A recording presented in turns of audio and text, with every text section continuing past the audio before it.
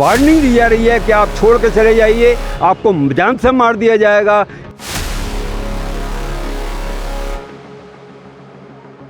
बांग्लादेश के हिंदू भाई हैं, उनके साथ ज्यादती नहीं होने दी जाए। वहाँ पे भी वो आतंकवादी हो जाएंगे तो हमारे हिंदुस्तान की पोजीशन क्या होगी?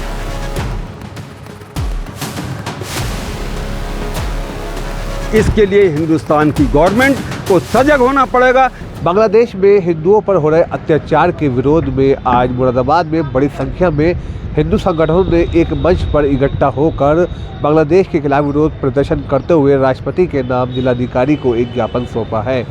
जी हां, आपको बता दें, बांग्लादेश में लगातार हिंदुओं पर हो रहे अत्याचार के विरोध में आज बड़ी संख्या में सभी हिंदू संगठन मुरादाबाद के सिविल लाइन इलाके के अम्बेडकर पार्क पर पहुंचे थे, जहां उन्होंने इकट्ठा होते हुए बांग्लादेश में हिंदुओं पर हो रहे अत्याचार के जमकर विरोध किया। वहीं उन्होंने जमकर प्रदर्शन भी किया। उन्होंने कहा है कि जागो जागो हिंदू जागो, एक हो जाओ। तो वहीं इस मौके पर बड़ी संख्या में हिंदू संगठन की युवतियाँ भी दिखाई दी, जहां उन्होंने ये राष्ट्रपति से मांग की है कि बांग्लादेश में हो रहे हिंदुओं पर अत्याचारों को तुरंत भारत सरकार दबाव बनाकर उसे रुकवाए। उनका कहना है कि जिस तरीके के वहाँ के हालात हैं, वहाँ पर हिंदुओं के साथ बहुत बुरा बर्ताव भी किया जा रहा है और उनके साथ लूटपाट और मारपीट की घटनाओं को भी लगातार अंजाम दिया जा रहा है। उन्होंने मांग की है कि भारत सरकार पूरी तरीके से बांग्लादेश सरकार पर दबाव बनाकर इसे तुरंत रुकवाए।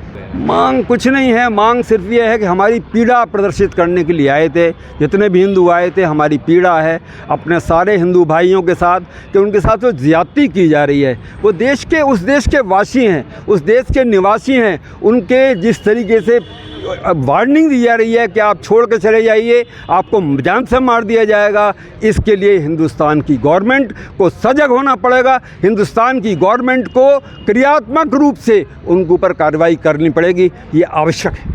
किसके नाम आपने ज्ञापन दिया है और किसको दिया है?